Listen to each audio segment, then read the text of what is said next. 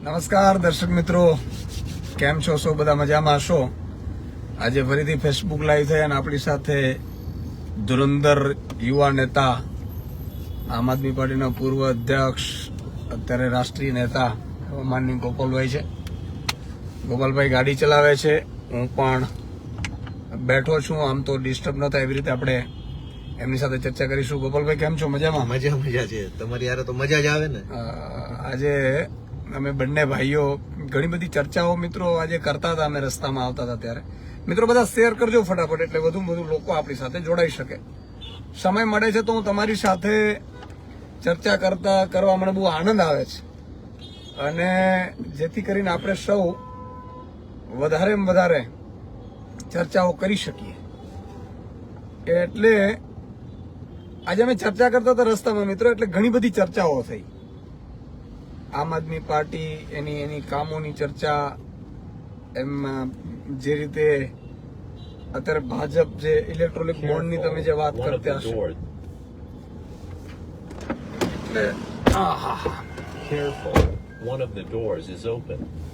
તો મિત્રો આજે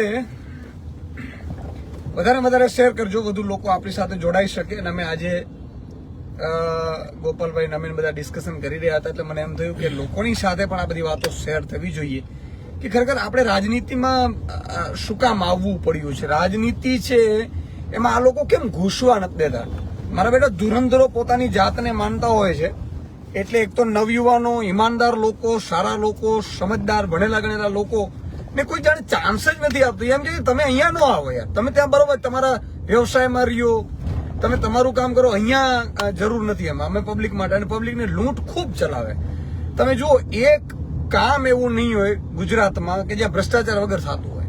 મિત્રો તમે બધા લોકોએ રૂપિયા આપ્યા વગર કઈ કામ થતા નહીં હોય, તમે બધા જોયા હશો. તમે જુઓ, બ્રિજ બને એ પેલા તૂટી જાય. ગોપાલભાઈ, ઉદઘાટન થાય પેલા બ્રિજ તૂટી જાય. અને સૌથી મોટી વાત એ છે મિત્રો, વધારે લોકો શેર કરજો એટલે લોકો આપણી સાથે જોડાઈ શકે. બધા મિત્રોને મારી વિનંતી છે. સાથે છતાં એ લોકો વિપક્ષને તોડવાનું, મને ખબર નથી ખરીદતા હશે કે નહીં, અને છતાંય 5-5 લાખની લીડ થી, 10-10 લાખની લીડ થી ને આ થઈ શું રહ્યું છે? ગોપાલભાઈ, સમજવાની કોશિશ એ કરવી છે આપણી પાસેથી પણ. જેમ ડ્રાઇવિંગમાં ડિસ્ટર્બ ન થાય એવી રીતે આપ વાતચીત કરજો, એટલે લોકોને પણ મજા આવે, આપને પણ મજા આવે. અને તમને શું લાગે છે? એક તો આ લોકો ધુરંધરો પોતાની જાતને માને છે. જેની પાસે 10 વર્ષ 15 વર્ષ પહેલા ભાજપના નેતા પાસે સ્કૂટીનો વેત નહોતો, એ અઢળક સંપત્તિ બનાવી લે. અને એ કેમ થતું હશે? બીજું કે સારા લોકો, ઈમાનદાર લોકો રાજનીતિમાં આવે એ આ લોકોને પોસાતા નથી, અને સારી જગ્યાઓ છોડીને આવતા હોય પ્રજાની સેવા માટે. બરાબર, આ પોતે 2 સરકારી નોકરી હતી. મને ખબર છે કે એક અત્યારે LRD ની ભરતી થાય એટલે 12 લાખ ફોર્મ ભરાય છે. એમાંથી તમે સિલેક્ટ થયેલા હતા. તમે જે ક્લાર્કની ભરતી હતી સરકારી કલેક્ટર ઓફિસમાં, એમાં પણ તમે હતા.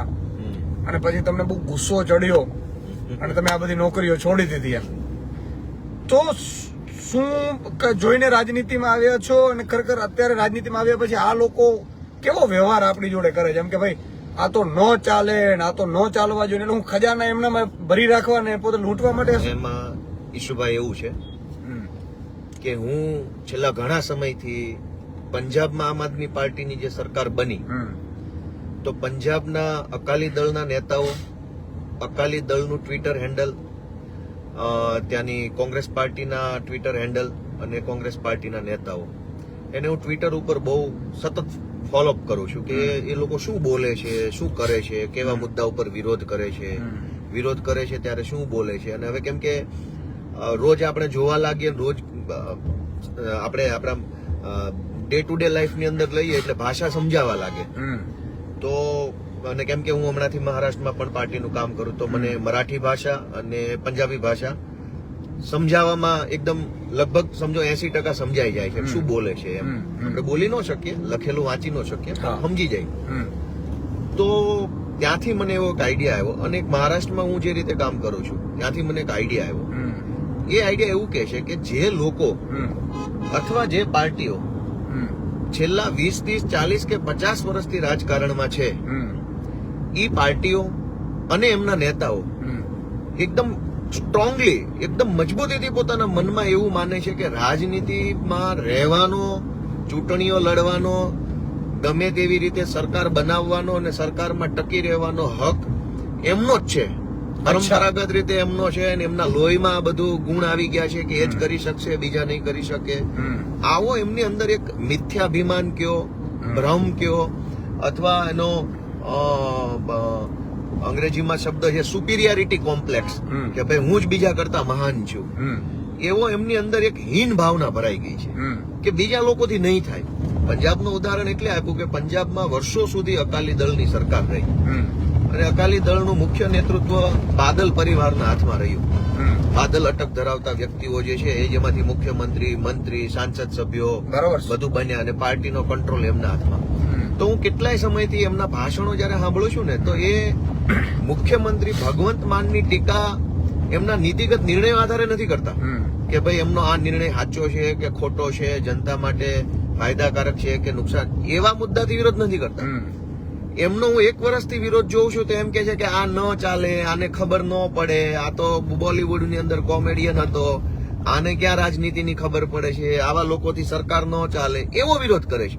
અચ્છા, 1 વર્ષથી એવો વિરોધ કરે છે. જયારે કોઈ મુદ્દો આવે એટલે તરત એમ કે ભાઈ આને તો બોલતા નથી આવડતું, આને રાજકારણની ખબર નથી પડતી, આને કોને મુખ્યમંત્રી બનાવ્યો, આવા મુખ્યમંત્રી ન હોય, એવા મુદ્દા ઉપર વિરોધ કરે છે.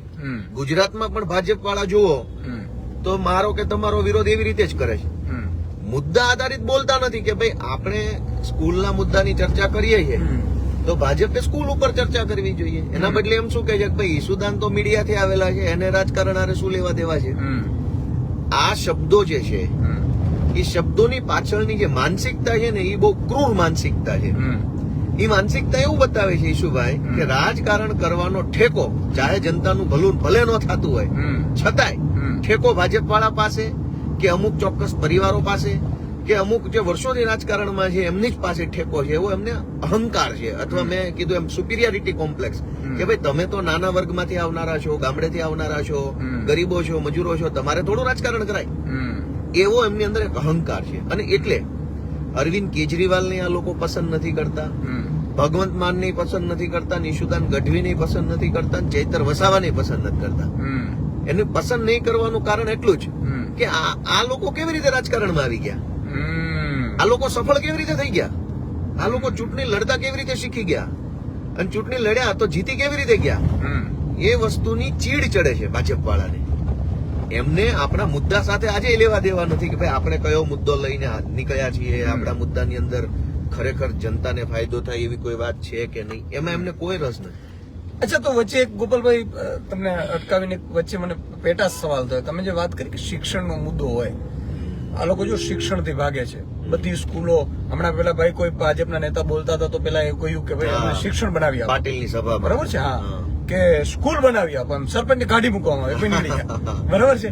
તો મને સવાલ એ આવ્યો કે ગુજરાતમાં આટલા વર્ષોથી નરેન્દ્રભાઈ મોદીએ રાજ કર્યું, 29 વર્ષથી ભાજપ રાજ કરે છે, છતાંય સારી સ્કૂલ નથી. મનીષ સિસોદિયાજીને આપણે અહીંયા લઈ આવ્યા હતા. મને લાગે છે આપણા બેનો વાંક જે મનીષ સાહેબ જેલમાં ગયા છે, આપણે ગુજરાતની બાળકોનું ભલું થાય એટલા માટે સિસોદિયા સાહેબને કીધું કે તમે આવો સ્કૂલોની મુલાકાત લો. એ બિચારા અહીંથી ભાવનગર સુધી લાંબા થતા, અલગ અલગ સ્કૂલોમાં જતા. અમે ઉત્તર ગુજરાતની સ્કૂલોમાં ગયા એટલે નરેન્દ્રભાઈને નહીં થોડું ગમે. તો મને લાગે છે કે જેલમાં ગયા ને એની પાછળનું આ પણ એક કારણ હોઈ શકે છે. એમાં ઈશુભાઈ એક લાર્જર વ્યૂ ઉપર આપણે વિચારવું પડશે કે ભાજપને સ્કૂલોથી તકલીફ કેમ છે. તો પહેલા તો આપણે એ સમજીએ કે ભાજપ છે એ વૈચારિક રીતે કયા એંગલની પાર્ટી છે. તો મેં ભાજપ રિલેટેડ, RSS રિલેટેડ કેટલાક લેખકોના ઘણા બધા પુસ્તકો વાંચી અને સમજવાની કોશિશ કરેલી છે કે ભાઈ આ લોકો વૈચારિક રીતે ખરેખર ક્યાં ઉભા છે. આપણા દુશ્મનને આપણે જાણવો પડે, ઓળખવો પડે, તો આપણને ખબર પડે કે એને કેવી રીતે હરાવી શકાય. તો સમજી લો કે છેલ્લા 1925 થી આ બધાની શરૂઆત થઈ છે અને 1980 થી પોલિટિકલ રીતે આગળ વધ્યા. તો એમના પાયાની અંદર છે ને કોમર્શિયલ અને કોમ્યુનલ વિચારો છે. અચ્છા. માત્ર ને માત્ર કોમ્યુનલ અને કોમર્શિયલ એટલે કે કોમવાદી અને આર્થિક વિચારો છે. આર્થિક એટલે કેવું કે ભાઈ પોતે આર્થિક રીતે એટલું સક્ષમ થઈ જવું કે બીજા બધા જ લોકો જે છે એ લાચાર અને મજબૂર થઈ જાય. હવે કોઈ એક 50 લોકોનું ગામ હોય, એ ગામમાં એક માણસ કરોડપતિ થઈ જાય અને આખું ગામ કંગાળ થઈ જાય તો ગામ છે એ કોના ઉપર આધારિત બની જાય? પેલા એક વ્યક્તિ ઉપર આધારિત બની જાય. એક વ્યક્તિ કંઈક આપશે તો લેશું, એને નારાજ કરશું તો આપણને નુકસાન. એટલે આર્થિક ગુલામી. આર્થિક ગુલામી એટલે આર્થિક અને કોમવાદની ગુલામી. કોમવાદ એટલે તમારા મગજની અંદર સંકુચિતતા ઉમેરવામાં આવે. હવે તમે સમજો કે સ્કૂલ કેમ બનાવે. સ્કૂલનું ફાઇનાન્શિયલ મોડેલ આપણે ઈશુભાઈ સમજવું પડે. પહેલી વસ્તુ એવી છે કે સરકારી સ્કૂલ જો બને તો સરકારને માત્ર ખર્ચો જ છે. સ્કૂલ ચલાવવાનો, શિક્ષકોને પગાર આપવાનો, સ્ટેશનરી લાવવાનો, બાળકોને યુનિફોર્મ, ચોપડા, બરાબર છે, એની અંદર મેન્ટેનન્સ દર વર્ષે સ્કૂલના ઇન્ફ્રાસ્ટ્રક્ચરમાં આવતું હોય તે હોય. સરકારને માત્ર ને માત્ર ખર્ચો થાય, એમાંથી એક પાવલીની આવક ન થાય. સરકારને આવક ન થાય તો સામે ભાજપને આવક ન થાય. ભાજપ પક્ષને શું મળે? કઈ ન મળે. ઉલટાનું એ સ્કૂલોમાં ભણીને છોકરાઓ નોકરી માંગે, નોકરી ન આપી શકે તો વળી ભાજપને મત ન મળે. પણ સરકારી સ્કૂલો જો ખોલવામાં ન આવે અને હોય એને બંધ કરવામાં આવે તો પહેલા નંબર ઉપર સરકારને અવાજ પહોંચી નથી શકે. મિત્રો બધા શેર કરી દેજો. અને ગોપાલભાઈ પર ચાલે છે કોલ અવાજ આવે છે ને, એક વખત લાઈવ પાછું ચાલુ થઈ ગયું ને વચ્ચે. હા, લાઈવ ચાલુ થઈ ગયું છે. મને લાગે છે અવાજ બરોબર જાય છે. બધા મિત્રો ફટાફટ શેર કરજો. આજે ગોપાલભાઈ અમે ખૂબ તમને એ જે એંગલ ઉપર અમે ચર્ચા કરતા હતા ને, તો મને એવું વિચાર આવ્યો કે આ ચર્ચા આખા ગુજરાત જુએ. હું જે કહેતો તો એ હતું કે સરકારી સ્કૂલ ચાલુ રાખે સરકાર તો સરકારને માત્ર ખર્ચો આવે, બેનિફિટ કાંઈ નથી. એટલે ધારો કે સરકારી સ્કૂલો બંધ થાય, શિક્ષકોની ભરતી બંધ થાય તો પહેલા તો પૈસા બચે સરકારના. એ બચેલા પૈસાથી શું કરી શકાય? કૌભાંડ. કેમ કે તમે 500 શિક્ષકોની ભરતી કરો તો 500 શિક્ષકોને 20,000 લેખે કે 5,000 લેખે કે 10,000 લેખે જે પગાર ચૂકવવો પડતો હોય એ પૈસાથી એ કોન્ટ્રાક્ટ ઉપર શિક્ષક રાખે. તમે મોડલ સમજો, ફાઇનાન્સનું મોડલ, કે કાયમી શિક્ષકની ભરતી કરે 100 શિક્ષકોની અને 100 લોકોને 20,000 પગાર આપવાનો હોય, દાખલા તરીકે મિનિમમ 20 તો ના હોય, સરકારી પગાર તો વધારે હોય, પણ સમજવા માટે કે 20,000 રૂપિયા પગાર 100 વ્યક્તિને આપવાનો હોય તો મારું ગણિત કાચું છે, કેટલા રૂપિયા થાય અંદાજે? ગણિત તો મારું કાચું છે, પણ 100 લોકોને એટલે 20 લાખ જેવું થાય. બરાબર. હવે એ 20 લાખ રૂપિયા દર મહિને ફરજિયાત દેવા જ પડે જો નોકરી સરકારી હોય ને સ્કૂલ સરકારી હોય તો. હવે ભાજપ શું કરે છે કે સરકારી શિક્ષકની ભરતી નહીં કરવાની, કોન્ટ્રાક્ટ ઉપર લાવવાના અને કોન્ટ્રાક્ટમાં જ તે 20,000 નો પગાર રાખવાનો. પણ એ 20,000 ના પગાર કોના માધ્યમથી જાય? એજન્સીના માધ્યમથી, કોન્ટ્રાક્ટરના માધ્યમથી. એટલે એ જે માનો કે 20 લાખ રૂપિયા હોય એ કોન્ટ્રાક્ટરને મળે. કોન્ટ્રાક્ટર એમાંથી 7,000 રૂપિયા શિક્ષકને આપે, 7,000 રૂપિયા પોતે રાખે અને બાકીના ભાજપને આપે.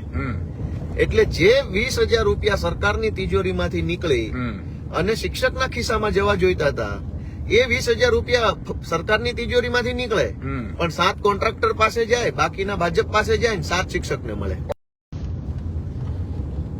હા, ચાલુ રાખો. એટલા માટે ભાજપ જે છે એ સરકારી સ્કૂલોને બંધ કરે. બીજું કે પ્રાઇવેટ સ્કૂલો ખુલે. આ ઇલેક્ટોરલ બોન્ડનો અત્યારે ઇસ્યુ ચાલે છે, આપણે એને સમજવો પડશે કે પ્રાઇવેટ સ્કૂલ ખુલે એટલે પહેલા તો પ્રાઇવેટ સ્કૂલની મંજૂરી આપવા માટે થઈ અને મિનિમમ 25, 30, 40, 50 લાખ રૂપિયા જેવી સ્કૂલ જેટલા ક્લાસની મંજૂરી આપવામાં આવે એટલા રૂપિયા સીધા ભાજપને મળી જાય. મંજૂરી સરકાર આપે, પૈસા ભાજપને મળે. હવે એ જેટલા છોકરાઓનું એડમિશન લે અને એની અંદર જેટલી પણ કમ્પ્લાયન્સીસ એટલે કે સરકારના ધારા ધોરણોનું જેટલું પાલન ન થતું હોય એટલા દીઠ ફરીથી દર વર્ષે ચૂંટણી ફંડ ભાજપને મળ્યા કરે. આપણી જેટલી ફી લેવાતી હોય એ ફીના બધા જ પૈસા સંચાલક પાસે એવું ન હોય. તો આ એક આર્થિક મોડલ છે. આ આર્થિક મોડલની વિરુદ્ધમાં સારું લાભદાયક મોડલ મનીષ સિસોદિયાએ ઉભું કર્યું દિલ્હીમાં કે સરકારી સ્કૂલો 100% સરકારી શિક્ષક, સરકારી ભણતર, સરકારના બજેટના 30% રૂપિયા ભલે શિક્ષણ પાછળ ખર્ચાઈ જાય. કેમ કે શિક્ષણ પાછળ ખર્ચો એ ખર્ચો નથી, એ રોકાણ છે, મૂડી રોકાણ છે. બરોબર. આપણા દેશના બાળકોની પાછળ આપણે રૂપિયા રોકીએ એ ખર્ચો થોડો છે, એ તો રોકાણ છે. બરોબર. આ જ બાળકોમાંથી કોઈ મોટો થઈને એન્જિનિયર, શિક્ષક, કોઈ કઈ સારો માણસ બને તો એ આપણા દેશને ઉપયોગી થાય. એટલે આ આખા મનીષ સિસોદિયાને જેલમાં પૂરવા પાછળનું કારણ કે એણે જે એક લાભદાયક મોડલ આપવાની કોશિશ કરી દેશને, એનાથી ભાજપ ડરી ગયું, કેમ કે ભાજપનું ફાઇનાન્સનું મોડલ છે, મનીષ સિસોદિયાનું જનતાનું મોડલ છે. તો જનતાનું મોડલ જનતાને સમજાવવા લાગ્યું કે ભાઈ આ તો મનીષ સિસોદિયા જે બોલે છે એ વાત તો સમજવા જેવી છે. એટલે ભાજપે નક્કી કર્યું કે આપણો આર્થિક ધંધો ભાંગી જશે, એટલે પકડીને મનીષ સિસોદિયાને જેલમાં પૂરી દીધો. એટલે તો તમારે બીજું મત એ છે કે માની લો કે એ આર્થિક મોડેલ એનો ચાલુ રાખવો હોય અને બીજું મનીષ સિસોદિયા જેવું જો મોડેલ આવે તો લોકો ન સ્વીકારે, એટલા માટે એને કોમ્યુનલમાં લઈ જવાનો, એટલે એની ભાવનાઓ સાથે ખેલવાનો, તો મત મળે. હું ઈશુભાઈ પોલીસમાં નોકરી કરતો હતો, અમદાવાદ સિટી પોલીસમાં. તો પોલીસ તરીકેનો મારો અનુભવ મને ખૂબ કામમાં આવે છે. અને પોલીસ એટલે એક કોન્ફિડન્સ થી ભરેલો માણસ હોય હંમેશા. તો અમે એવા ઘણી ઘટનાઓ જોઈ છે જેમાં અમારે ત્યાં એને હિસ્ટ્રી શીટરનો એક ચોપડો આવે, MCR કાર્ડ બને, એનું એ પોલીસની પ્રોસેસ છે. એમાં નજર ચૂકવીને ચોરી કરવી એવો એક શબ્દ છે. આપણે સિટી બસોમાં ફરતા હોઈએ કે ક્યારેક રિક્ષામાં ફરતા હોઈએ, રેલવે સ્ટેશને ફરતા હોય તો કોઈનું પાકીટ કે કોઈનો મોબાઈલ ચોરાઈ જાય. એટલે જનતા માટે એટલું જ છે કે ભાઈ મારો મોબાઈલ ચોરાઈ ગયો, પણ કાયદામાં એવું છે કે નજર ચૂકવીને ચોરી કરી, મને ખબર ન પડે એવી રીતે મારા ખિસ્સામાંથી કંઈક કાઢી લીધું. હવે જે નજર ચૂકવીને ચોરી કરવાની ટેવ વાળા વ્યક્તિઓ હોય એ અને સાદી ચોરી કરવા વાળા, એ બંને અલગ અલગ કેટેગરીમાં હોય. હું કાયદાની ભાષામાં વાત કરું. બરાબર છે. તો નજર ચૂકવીને ચોરી કરવા વાળો માણસ કેવો હોય કે ભાઈ ઈસુભાઈના ઉપલા ગજવામાં મોબાઈલ પડ્યો છે અને મારે કાઢી લેવો છે, તો મારે ઈસુભાઈને કેવું પડે, જો જમણી બાજુ જો પેલું ભાઈ કઈક પેલું કરે છે એટલે તમે આમ જમણી બાજુ જુઓ એટલે આ ખિસ્સામાંથી મોબાઈલ કાઢ લે. તો ભાજપ જે છે એ નજર ચૂકવીને ચોરી કરવાની ટેવ વાળી પાર્ટી છે. અચ્છા. પબ્લિકના ખિસ્સામાંથી પૈસા કાઢી લેવા માટે શું કે એ પાકિસ્તાનમાં આવું થઈ ગયું, જુઓ જુઓ જુઓ, એટલે પબ્લિક બધું પાકિસ્તાન પાકિસ્તાન કરે તો આ બાજુ પેટ્રોલમાં 10 રૂપિયા વધી ગયા હોય. પાકિસ્તાન વાળામાંથી બધું પબ્લિક આમ જુએ, પણ કઈ આપણે ખબર છે નાના હતા ને, અમને યાદ છે, તમારું હું નહીં કહી શકું, તો નાનપણમાં ઘણા એવા છોકરા હોય તોફાની આપણા ટોળા કે જો ઉપર ઉપર વિમાન નીકળ્યું, બધા ઉપર જોવે, એટલે એમ કે અમને નથી દેખાતું, એટલે ઓલો દોઢો માણસ હોય ને એમ કે મને તો દેખાય, જો જાય જો ઓલી બાજુ ખબર છે. મને યાદ છે પાકો કેવું થતું મને થાય કે ભાઈ ઉપર વિમાન નીકળ્યું, જોવો જોવો, કાંઈ હોય નહીં. એટલે એવું ક્યારેક બનતું, પેલું માચીસ ની પટ્ટીઓથી રમતા, છાપ કે એને પટ્ટી કહીએ, એટલે વચ્ચે પડી હોય પટ્ટી, એટલે એમ કે ભાઈ ઉપર વિમાન નીકળ્યું, બધા ઉપર જો ઓલો નીચેથી પટ્ટીઓ લઈ લે. ખબર છે, મારા નાનપણમાં હું ગામડામાં મેં જોયેલું છે. તો ભાજપ છે ને આવી નજર ચૂકવીને ચોરી કરવા વાળી પાર્ટી છે. એ આપણને એમ કે જુઓ જુઓ પાકિસ્તાનમાં આમ થઈ ગયું, હુમલો થઈ ગયો, એટલે પબ્લિક બધી ટીવીમાં છાપામાં પાકિસ્તાન પાકિસ્તાન કરે તો આ બાજુ પેટ્રોલમાં 10 વધી જાય. પછી બધા એમ કે ભાઈ કઈ દેખાતું નથી, કઈ દેખાતું નથી, જેવા નોર્મલ થાય એટલે તરત એમ કે અફઘાનિસ્તાન અફઘાનિસ્તાન. જેવું અફઘાનિસ્તાનના સમાચારો વાંચવાનું ચાલુ કરે તો દૂધમાં લીટરે 3 રૂપિયા વધી જાય. પણ પબ્લિક પાછી એમ કે અફઘાનિસ્તાનના મુદ્દામાં તો કઈ છે નહીં, એટલે તરત આ બાજુ આવે કે કેરળ કેરળ કેરળમાં કે ખૂન થઈ ગયું ખૂન થઈ ગયું, એટલે તરત આ બાજુ શું થાય કે ગેસનો ભાવ વધી જાય. બરાબર છે. કેરળમાં પબ્લિક જુએ પણ કઈ દેખાય નહીં, અથવા જે કઈ જોયું એમાં બહુ ઇન્ટરેસ્ટ ન પડે, એટલે નોર્મલ થવા લાગે. મોંઘવારી બેરોજગારીના મુદ્દા ઉઠાવવાનું ચાલુ થાય, તરત કે કાશ્મીર કાશ્મીરની અંદર બહુ તકલીફ છે, બહુ તકલીફ છે, એટલે તરત આ બાજુ સ્કૂલની ફી વધી જાય. તો આવી રીતે નજર ચૂકવીને ચોરી કરવા વાળી ગેંગના સભ્યો છે આ ભાજપ વાળા બધા. અને આ પોલીસમાં અમે જોયેલું છે કે નજર ચૂકવીને ચોરી કરવા વાળી ગેંગ અલગ હોય, વગર નજર ચૂકવે છાનામાના ચોરી કરવા વાળા અલગ હોય, ગાડીઓ ચોરવા વાળા અલગ હોય, ગાડીઓમાં 4 વ્હીલ ચોરવા વાળા અલગ હોય, ને એક્ટિવા ચોરવા વાળા અલગ હોય, સાયકલ વાળા અલગ હોય. સાયકલ ની ચોરી કરવા વાળો એક્ટિવાની ચોરી ન કરે.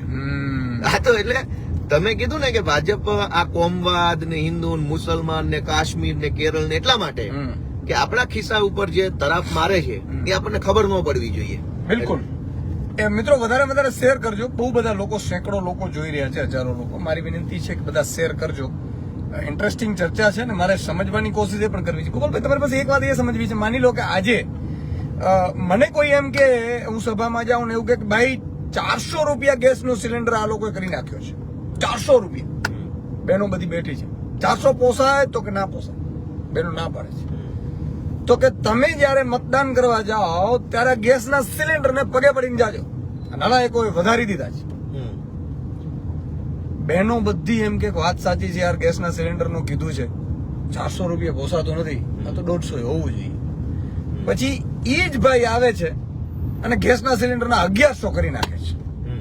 તો એ બહેનો છે જે બહેનોએ 400 રૂપિયામાં સામેવાળાની સરકારને પાડી દેવાનું નક્કી કર્યું હોય એ 1100 ની સિલિન્ડર થાય છે, તો આ ભાઈને કેમ ફરીથી મત આપવા પ્રેરાતી હશે? અથવા તો એનો પતિ કહેતો હશે, અથવા એનો પતિ કાર્યકર હશે, અથવા તો એનો પતિ આર્થિક રીતે સંકળાયેલો હશે. એમાં ઈશુદાનભાઈ ભાજપનું રેવન્યુ મોડેલ છે. આપણે ત્યાં MLL MLM બિઝનેસ આવે, હા, મલ્ટી લેવલ માર્કેટિંગ, હા. MLM. હા, મલ્ટી લેવલ માર્કેટિંગમાં શું હોય કે હું એમાં જોડાવ એટલે મારે પેલા જોડાવાના 50 રૂપિયા આપવાના, પછી મારી નીચે 3 લોકોને હું જોડું તો એ 3 લોકો 50 ભરે, એમાંથી મને કઈક ફાયદો મળે, 10 રૂપિયા 8 રૂપિયા મળે. બરાબર. હા. એટલે વાંધો નહીં. એટલે એ મલ્ટી લેવલ માર્કેટિંગ ની સ્કીમ છે. આ ભાજપ જે શું કરે છે કે જે માણસ ભાજપમાં જોડાય એને સરકારી કોન્ટ્રાક્ટો, સરકારી ટેન્ડરો, સરકારી કટકીઓ, યોજનામાંથી પૈસા પડાઈ લેવા, બધા જ પ્રકારનો ભાગ એને મળવા લાગે. એટલે જયારે ગેસનો બાટલો 400 માંથી 1400 થાય ત્યારે ઉપલા પૈસા જે છે એ MLM ના બિઝનેસ ના પદ્ધતિથી ભાજપના કાર્યકર્તાઓમાં અને જ્ઞાતિના આગેવાનોમાં વેચાઈ જાય. અચ્છા, સમજાણું? ઉપલા પૈસા બધામાં ડિસ્ટ્રીબ્યુટ થાય. એટલે જે બેન કે જે ભાઈ કે જે ખેડૂત ચૂંટણીના પહેલા ભાજપનો વિરોધ કરતો હોય કે મને તકલીફ પડે છે, મને ખેતીમાં અન્યાય થાય છે, મને આમ અન્યાય થાય છે, એની સાથે છેલ્લા દિવસે પેલો MLM નો લાભાર્થી માણસ આવે અને એવું કે ભાઈ આપણા જ્ઞાતિનો પ્રશ્ન છે, આપણું નાક ઊંચું રાખવાનું છે, ફલાણા ભાઈ તો જીતવો જ ન જોઈએ, આપણા દેશનો વિદેશમાં ડંકા વાગે છે. હકીકતમાં ડંકા એના ખિસ્સામાં વાગતા હોય, 500 નું બંડલ પડી ગયું હોય ખિસ્સામાં. એટલે ગામની તમે જો કોઈ ગામમાં 100 માણસો છે, ભાજપ ક્યારેય 100 માણસોને પ્રભાવિત કરવાની કોશિશ ન કરે, પણ એ ગામના 2 લોકો છે ને એને MLM બિઝનેસમાં જોડી દે. ભાજપ રેવન્યુ મોડલ, બરાબર છે. DRM ભાજપમાંથી જે પૈસા ઉપરથી નીકળે એ ગામના 2 લોકોના ખિસ્સામાં આવે. એટલે ગામના 2 લોકો છે એ ગામના 30 લોકોને 40 લોકોને પ્રભાવિત કરવાની કોશિશ કરે કે ભાઈ આપણા ગામનો પ્રશ્ન છે ને આ નો આવવો જોઈએ ને ઓલી જ્ઞાતિને તો આપણે બતાવી દેવાનું છે આપણું પાણી ને આપણી જ્ઞાતિને અન્યાય થઈ ગયો ને આવું બધું ચાલુ થઈ જાય ચૂંટણી ટાણે.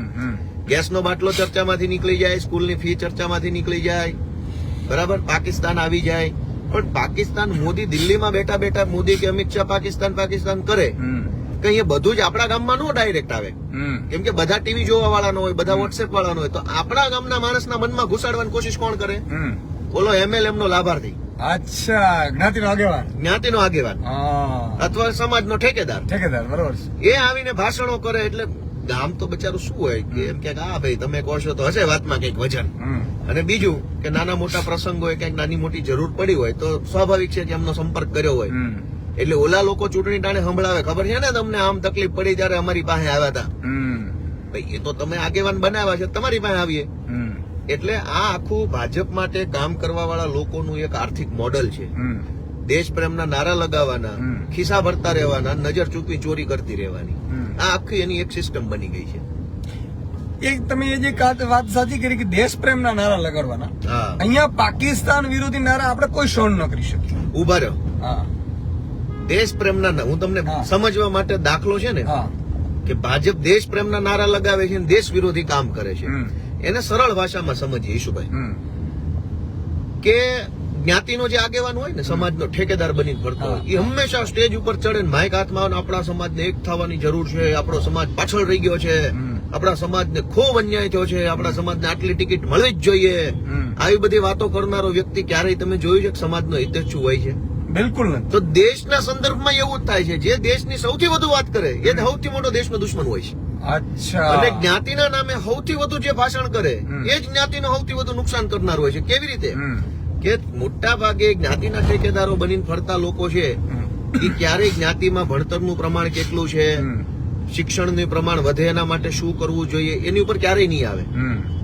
હજારો વખત આપણે છાપામાં ઈશુભાઈ એવી જાહેરાત જોઈએ છે, ફલાણો છોકરો ભણવામાં હોશિયાર છે, પૈસા નથી તો બધા લોકો મદદ કરો.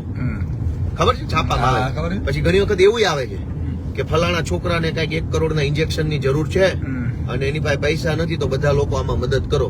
એ સમયે એ જે નાનો બાળક હોય એની જ્ઞાતિના ઠેકેદારો ક્યાં હોય છે? ખબર છે? નાના છોકરા બાળકોના ફોટા આવે, 3 વર્ષનો, 2 વર્ષનો, 5 વર્ષનો બાળક હોય, એમ કે ભાઈ આને ફલાણો રોગ લાગી ગયો છે અને પૈસાની જરૂર છે તો 100 એ કરોડ. બાળકની કોઈ જ્ઞાતિ તો હશે જ.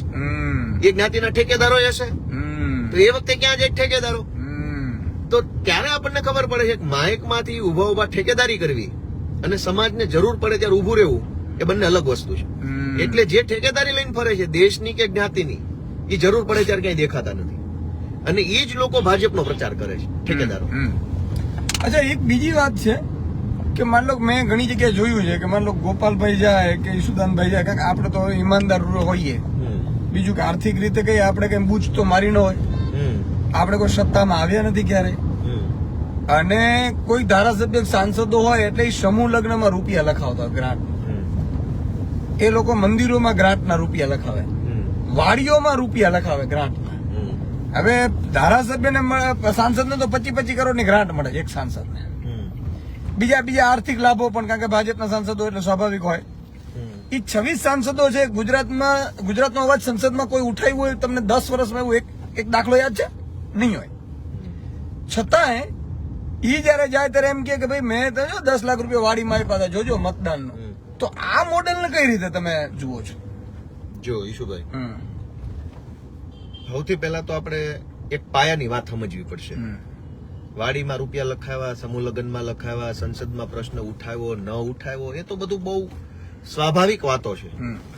સૌથી પહેલા આપણે નાગરિક તરીકે એક વાત એ સમજવી પડશે કે કોઈ પણ માણસને આપણે જયારે સમાજનો કે રાજનીતિનો નેતા બનાવીએ છીએ ત્યારે સમાજ તરીકે આપણી એની પાસેથી અપેક્ષા શું છે? બરાબર? વ્યક્તિગત નહીં પણ એક સમૂહ જે છે એનું શું અપેક્ષા શું હશે, અથવા નેતા પાસેથી અપેક્ષિત શું છે?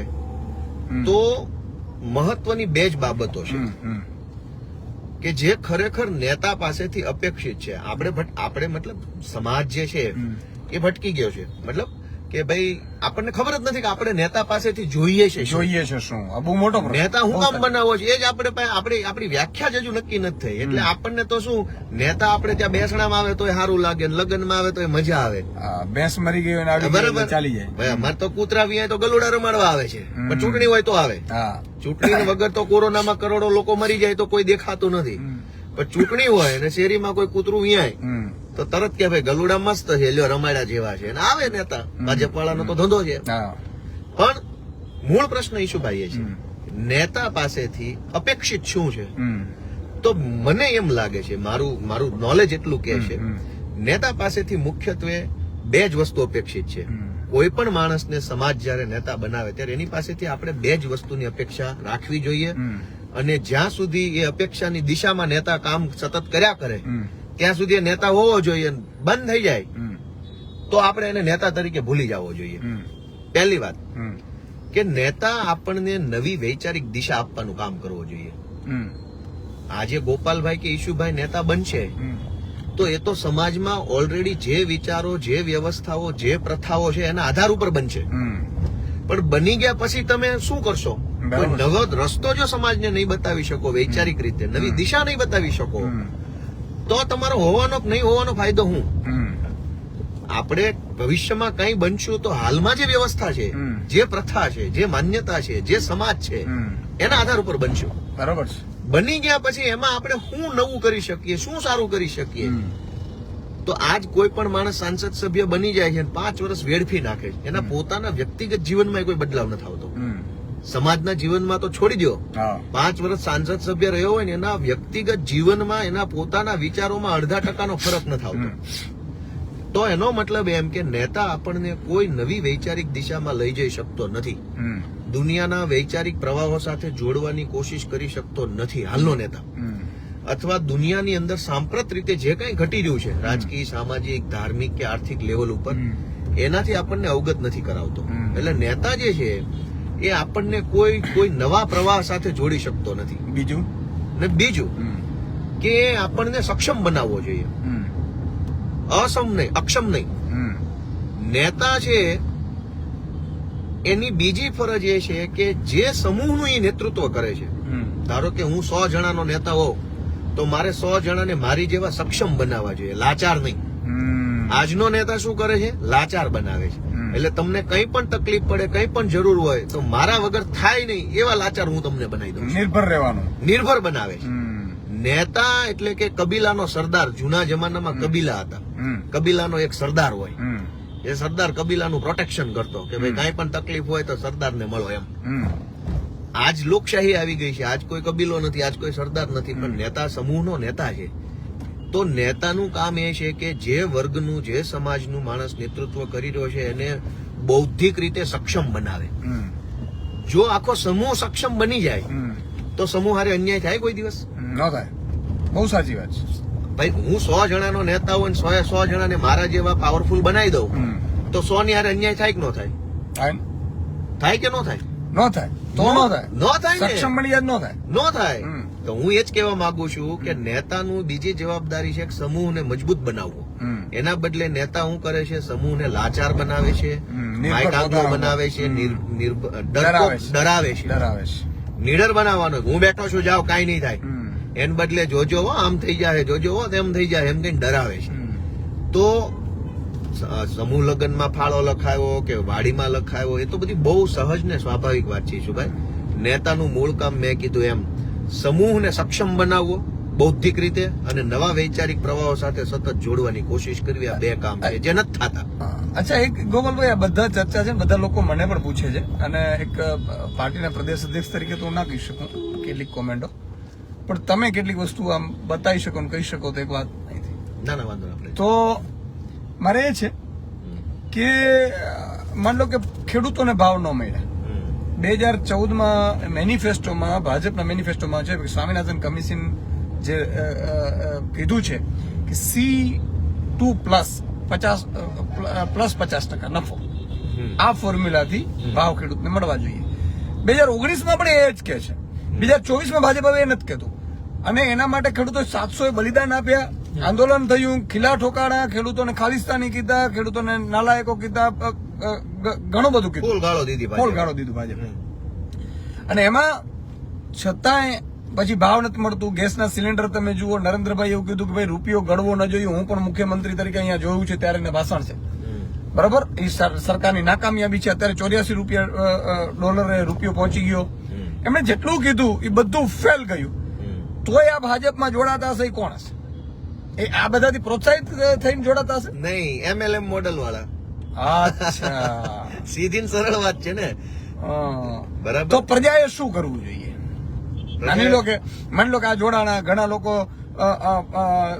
ચાલુ ધારાસભ્ય પદ છોડીને વયા જાય કે ભાજપ આટલું મોટું ખેડૂતોને લાઠીઓ મારીને 700 ખેડૂતોને લઈ લીધા, એનાથી પ્રેરાઈને જોડાઈ જઈએ. ગુજરાતમાં અને આખા દેશમાં, આપણે દેશની તો હમણાં ચર્ચા પછી કરીએ. પહેલા દેશમાં, ગુજરાતમાં હમણાં જેટલા ચાલુ ને પૂર્વ ધારાસભ્યો હમણાં આ 1 મહિનામાં ભાજપમાં જોડાયા, એના ભાષણ સાંભળીએ તો એ જોડાતી વખતે એમ કે ભાઈ કેમ જોડાણા? તો એ કે અમે નરેન્દ્રભાઈના કામથી, ના હું તમને બહુ ઇન્ટરેસ્ટિંગ વાત કહું, નરેન્દ્રભાઈના કામથી અમે બહુ પ્રેરિત થયા અને દેશમાં એ જે રીતે વિકાસ કરે છે એનાથી અમે પ્રભાવિત થયા ને એમ થયા ને તેમ થયા. આવી બધી વાતો કરે. જો કે લોકો સત્ય જાણે છે એ અલગ વસ્તુ છે, છતાં એ જોડાવા વાળા તો આમ છાતી ઠોકીને કહે છે કે હું તો નરેન્દ્રભાઈ થી બહુ પ્રેરિત થઈ ગયો. અમે ઈશુભાઈ પોલીસ બન્યા ને તો 2010માં અમારું ઇન્ટરવ્યુ હતું. પછી અમે અમારી ભરતી પછીની તમામ ભરતીમાં ઇન્ટરવ્યુ પ્રથા નીકળી ગઈ. છેલ્લે હું જે લાગ્યો એમાં જ ઇન્ટરવ્યુ પ્રથા હતી. તો અમે પેલા શારીરિક પરીક્ષા પાસ કરી, પછી લેખિત પાસ કરી અને પછી ઇન્ટરવ્યુ આવેલું. મારું રાજકોટમાં ઇન્ટરવ્યુ હતું. તો તમામ જેટલા છોકરા કોન્સ્ટેબલમાં પાસ થયા હતા એના ઇન્ટરવ્યુમાં અમને એટલે પૂછ્યું કે ભાઈ કેમ તમે પોલીસમાં જોડાવા માંગો છો? મારો જવાબ તો હું નહીં કહું, પણ લગભગ બધા એવું કીધું કે ભાઈ દેશ સેવા કરવા માટે, સમાજની સેવા કરવા માટે. બરાબર. આ જવાબ અમારા 2010માં હતા. તો સામે પેલા IPSઓ બેઠતા બધા, SRP ના કમાન્ડન્ટ ને DCP ને એવા બધાની પેનલો હતી. એટલે તરત જ કેટલાય છોકરાને એને કીધું કે ભાઈ થોડુંક તો સાચું બોલો, અત્યારથી ક્યાં ચાલુ કર્યું? બરાબર. તો કોઈ પણ માણસ પોલીસનું ઇન્ટરવ્યુ દેવા જાય કે સરકારી નોકરીનું ઇન્ટરવ્યુ દેવા જાય ને સામે બેઠેલો માણસ એમ પૂછે GPSC માં કે UPSC તમે કેમ જોડાવા માંગો ને ઓલા એમ કે દેશ સેવા કરવા જાવ છું, તો શું આપણને નથી ખબર પડતી કે કેટલી સેવા થાય છે? એમ જાય છે એટલા માટે કે કોઈને રોજગાર જોઈએ છે, કોઈને MLM યોજનાનો લાભ જોઈએ છે, કોઈને કઈક જોતું છે એટલે જાય છે. કોઈ સેવા બેવા નામની સિસ્ટમ હોતી નથી આવા. તો જ્યારે ભાજપમાં જોડાનાર એમએલએ એમ કે ભાઈ હું તો દેશ માટે નરેન્દ્રભાઈ થી પ્રેરિત થઈ ગયો ને એમ થઈ ગયો ને તેમ થઈ ગયો, બરાબર છે. આપણને ખબર છે કે ભાઈ તમે તો યોજનાનો લાભ લેવા જાવ છો. એક મજાનો વિષય એ છે કે નરેન્દ્રભાઈ થી તમે પ્રેરિત થઈ ગયા હો તો પાર્ટી બદલવાની ક્યાં જરૂર છે? નરેન્દ્રભાઈ આપણા દેશમાં જ છે, વડાપ્રધાન જ છે, આખા દેશના છે, સૌના વડાપ્રધાન છે. ચાલુ રાખો કામ તમારું. સારું હોય ના સપોર્ટ કરજો, ના હોય ના સારું હોય ના વિરોધ કરજો. એમાં આખી પાર્ટી બદલી લેવાની ક્યાં જરૂર છે? અચ્છા, બીજું ગોપાલભાઈ છે, તમે વાત સાચી છે. માનો કે નરેન્દ્રભાઈ ને કીધું તો નરેન્દ્રભાઈ જે સ્પીચો આપી છે એ યુટ્યુબ ઉપર સાંભળી લે તો અત્યારે તો નરેન્દ્રભાઈ તો કામ તો થઈ નથી શક્યું. તો કયા કામ હતા? બીજું એ તો છોડો, હાલો, એ તો એની તમે કીધું કે ભાઈ લાભાર્થી છે, એમએલએમ બરોબર, મલ્ટી એ છે. પણ મારો એ સવાલ છે કે માની લો કે આજે ધીરે ધીરે એ જે બોલનારો વર્ગ છે એ એમાં જાય છે તો ગેસનો ભાવ પછી માન લો કે 2200 રૂપિયા થશે તો બોલશે કોણ? માન લો કે બળાત્કારો રોજ થશે તો બોલશે કોણ? માન લો કે પ્રાઇવેટ શિક્ષણની સ્કૂલ ફી વધશે, જે લોકો અત્યારે તાળીઓ પાડે છે કે આવો આવો આવો ભાજપમાં આવી જાઓ, ભાજપમાં આવી જાઓ, વિપક્ષમાં ઓછા રહેશે, તો એમનો જ અવાજ કોઈ નહીં ઉઠાવે ને, કારણ કે નેતાઓને તો કઈ બહુ ફરક નથી પડવાનો. માન લો કે તમેનું આજે છીએ તો તમેનું આપણું, તો આપણે તો કઈ પર્સનલી કઈ નુકસાન નથી ગયું. ગાડીઓ હતી, ગાડીઓમાં ફરીએ છીએ અને સેવા જેટલી થાય છે કરીએ છીએ. માન લો કે વિધાનસભામાં આપણે બે ન ગયા તો વિધાનસભામાં પ્રજાને નુકસાન ગયું છે, આપણે તો કઈ નથી ગયું પર્ટિક્યુલરલી. તો અલ્ટિમેટલી વિપક્ષ વગરનું એ શાસન થાય તો નુકસાન તો પ્રજાને જાય. કે માન લો કાલે પોલીસ સ્ટેશનમાં કોઈ ફરિયાદ નહીં લખાવતી, જાશે ક્યાં? આજે માન લો ઠાકોર સમાજના અહીંયા હતા, મકાનો તોડી નાખ્યા, બધા ઠાકોર સમાજના નેતા અહીંયા ભરાઈ ગયા એટલે કોઈ બોલી ન શક્યું. બધા ભાજપમાં હતા એટલે બરાબર છે. આજ અલ્પેશ ઠાકોર ભાજપમાં ના હોત તો હોબાળો કરે. તમે વિચાર કરો કે પટેલ સમાજની દીકરીઓને કાઢી અહીંથી માર્યા હતા, બરોબર છે, પોલીસ વાળા થ્રુ મરાવડાવ્યું હતું ભાજપે. ઈશુભાઈ આ ગોળીઓ મરાવડાવી હતી ખેડૂતોને જે તે વખતે બીજી સરકારે. આપણે એવું વાંચ્યું છે કે રાજા મહારાજાનો જયારે સમય હતો દેશમાં ત્યારે રાજાઓના દિવાન આવતા. અમારે ભાવનગરમાં તો પ્રભાશંકર પટણી સાહેબ દિવાન હતા અને એમના વિશે અમે વાંચ્યું છે. બધા રાજાઓનો પરિચય નથી.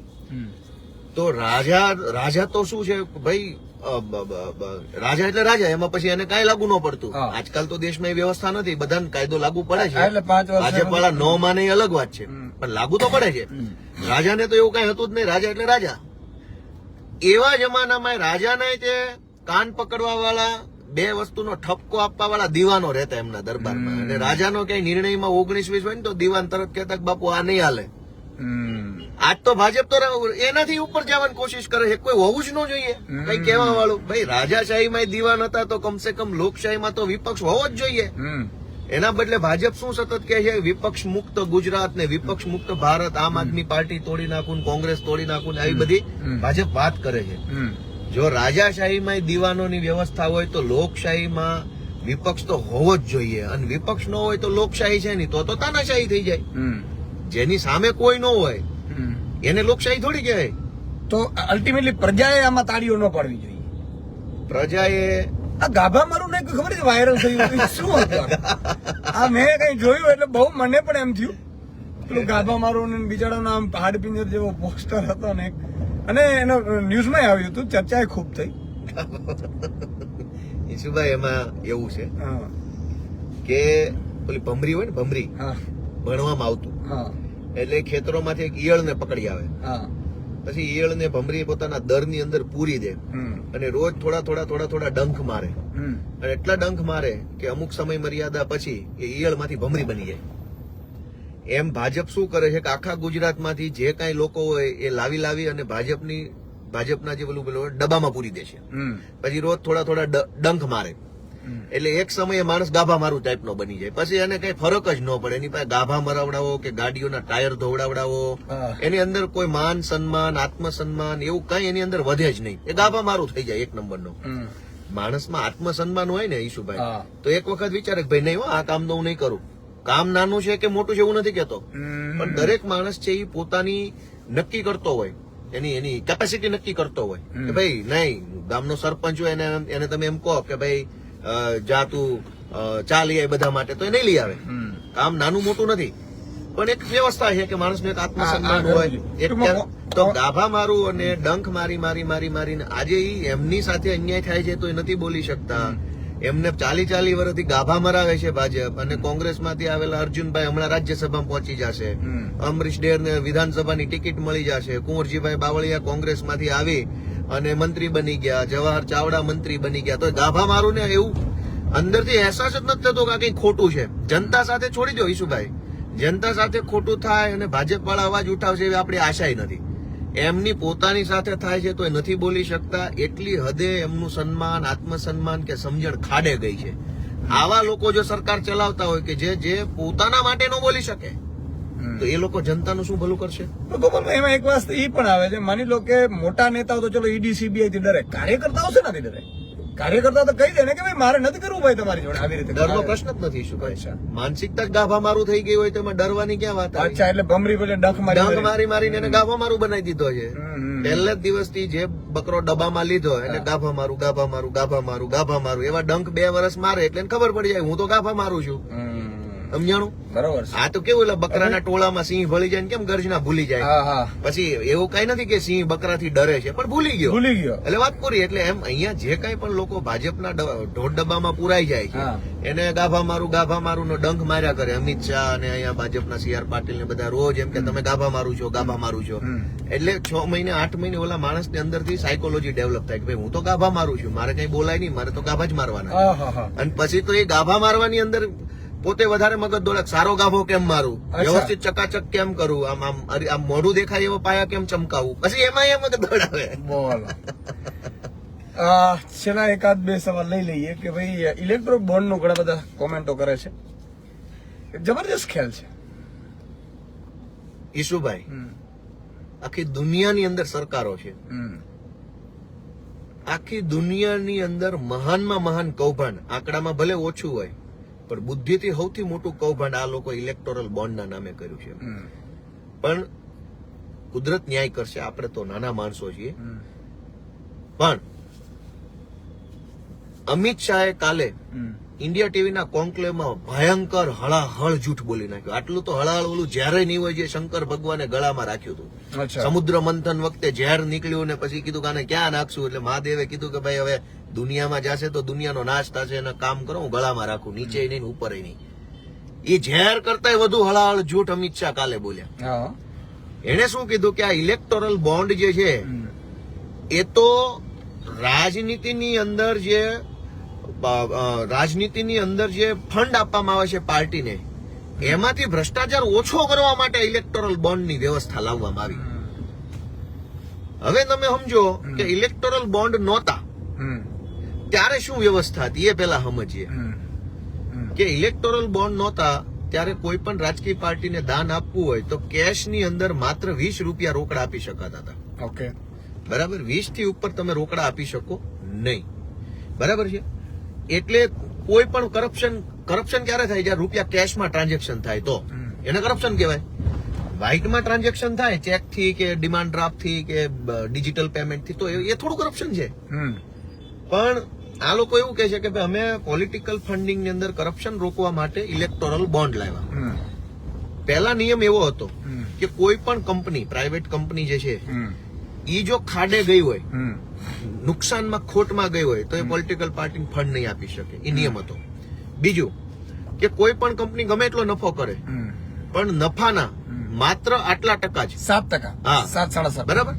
એટલે કે કંપની 5,000 કરોડનો નફો કરે તો 5 માંથી 4 આપી નથી દેવાના, માત્ર 7% રૂપિયા જે ફંડમાં આપી શકે, વધુ ન આપી શકે. બરાબર, એ નિયમ હતો.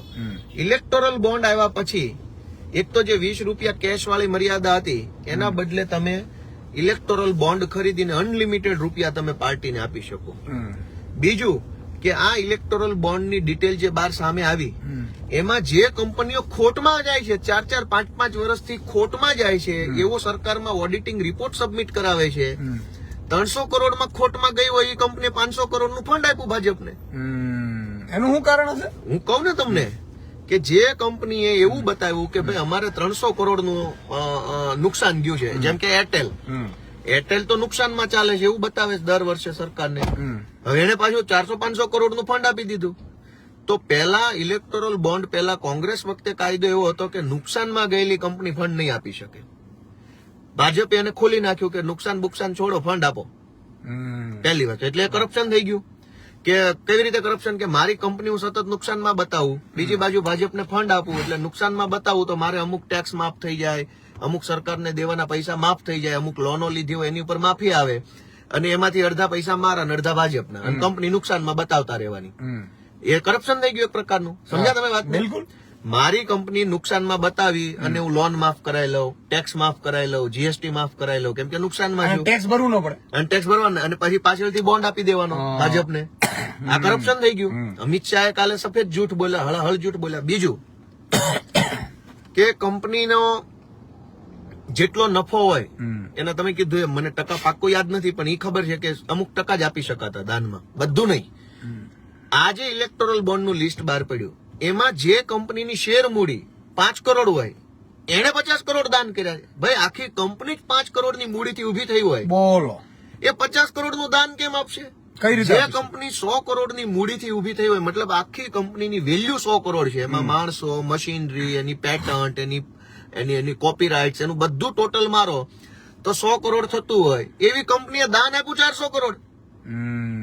ભાઈ જે કંપનીની માર્કેટ વેલ્યુ 100 કરોડ છે એટલે 400 કરોડ કેવી? તો એ કરપ્શનનો એક રસ્તો થઈ ગયો. અને બીજું આ મોટો ભ્રષ્ટાચાર ભાજપે કર્યો, છતાં ઈમાનદારીનું તો એ મૂકે એમ જ નથી, કેમ કે ખોટું ન બોલે તો એને ભાજપ વાળાને તો મેણું પડે કે યાર ખોટું નથી બોલતો તું કેવો ભાજપ વાળો. બરાબર?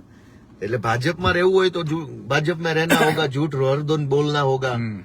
તો ત્રીજી વાત ઇલેક્ટોરલ બોન્ડમાં કે જે કંપનીઓ ઉપર રેડ પડી એ તમામ કંપનીઓ ઈડી ની કે આઈટી ની સીબીઆઈ ની જેની ઉપર રેડ પડી એ બધા ઇલેક્ટોરલ બોન્ડ લીધા છે. આ કોઈ સંયોગ ન હોય ઈશુભાઈ, કોઈ ઇન્સિડન્સ ન હોય. એટલે ખંડણી જેવું, ખંડણી, ખુલ્લેઆમ ખંડણી, લીગલ ખંડણી. બરાબર? હવે સમજો ઇલેક્ટોરલ બોન્ડ નો બહુ ઇન્ટરેસ્ટિંગ વિષય છે, આખા દેશની સમક્ષ ભયંકર જૂઠું બોલે, કેમ કે આઝાદ ભારતનું સૌથી પહેલું મોટામાં મોટું કૌભાંડ હતું નોટબંધી, એ તો ખુલ્લું પડી ગયું. બીજું હતું જીએસટી નો કાયદામાં ફેરફાર ને ત્રીજું સૌથી મોટું કૌભાંડ આવ્યું છે આ ઇલેક્ટોરલ બોન્ડ. સાંભળજો કે જેની ઉપર આઈટી ની રેડ પડી એ બધા જ લોકોએ ભાજપને પૈસા આપ્યા છે. અમિત શાહે કાલે એવું જૂઠ બોલ્યા કે ભાઈ ના એવું કાંઈ નથી, એ પૈસા તો અમે પહેલા લીધેલા છે, પહેલા લીધા પછી લીધા એ ઉપર નથી જવું, ચલો કાંઈ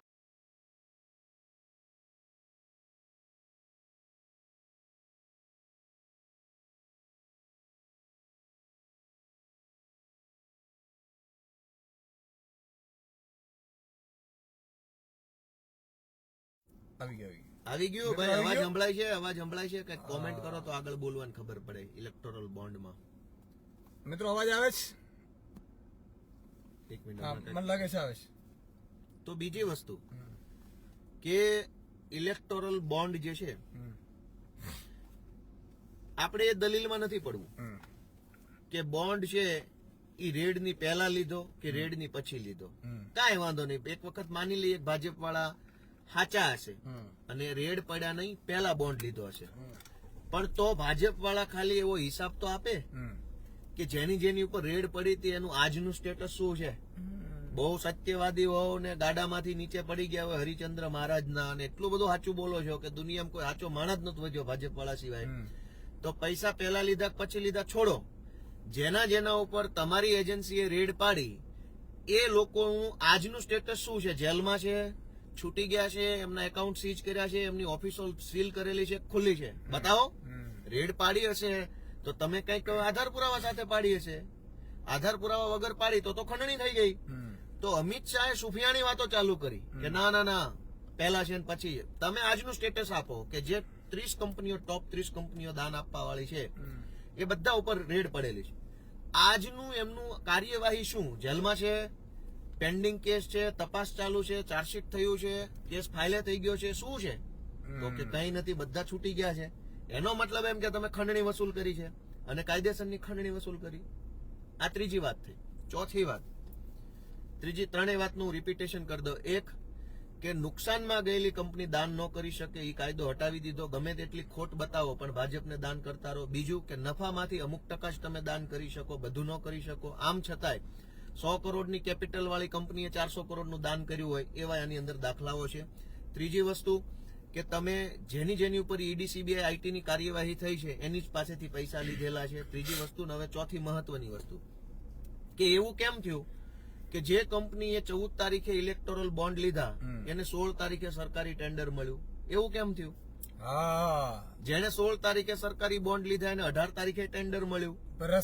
18 તારીખે જેને ટેન્ડર ભર્યું ઇલેક્ટોરલ બોન્ડ લઈને ભાજપને આપ્યા એને 20 તારીખે ટેન્ડર મળ્યું. એવું કેમ? બધામાં એવું કેમ થયું? એક કે બે કંપનીમાં એવું થયું હોય તો ચાલો કઈ નહીં, થઈ ગયું હશે. જેણે ઇલેક્ટોરલ બોન્ડ આપ્યા એ બધા જ કેસમાં એવું કેમ થયું કે આજે હું સોમવારે બોન્ડ લઉં ને બુધવારે મને ટેન્ડર મળે?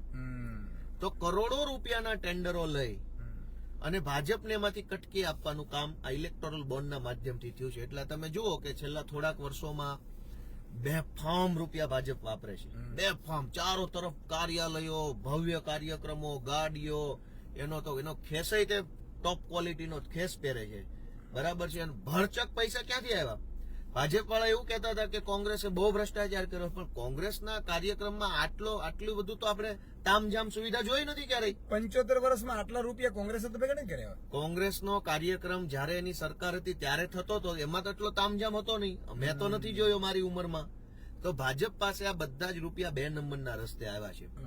હવે ભાજપના જે પેલા ગાભા મારુઓ છે, ગાભા મારુ પાસેથી તો આપણે ક્યાં અપેક્ષા રાખીએ કે એ કોઈ બુદ્ધિવાળી વાત કરશે? છે જ ગાભા મારુ, એટલે એની વાતોમાં ગાભા ટાઈપની ચર્ચા હોય. પણ છતાંય ગાભા મારુઓ એવી દલીલ કરે છે કે ભાઈ કંપનીએ પૈસા આપ્યા, કોઈ કંપનીએ, ઈસુભાઈની કંપની છે, ઈસુભાઈની કંપનીએ ભાજપને પૈસા આપ્યા, એમાં ભ્રષ્ટાચાર ક્યાં થયો? ગાભા મારું કોણ સમજાવે કે તમારી બુદ્ધિ લેવલની વાત જ નથી. કેવી રીતે ભ્રષ્ટાચાર થયો કે અમદાવાદની અંદર કોઈ બ્રિજ બનાવવાનો છે, 300 કરોડ રૂપિયા એનું બજેટ છે બ્રિજ બનાવવાનું. એટલે મેં શું કર્યું કે 40 કરોડ રૂપિયાના ઇલેક્ટોરલ બોન્ડ લીધા અને ભાજપના ખાતામાં નાખી દીધા 14 તારીખે. 16 તારીખે મને 300 કરોડનો બ્રિજ બનાવવાનું ટેન્ડર મળી ગયું.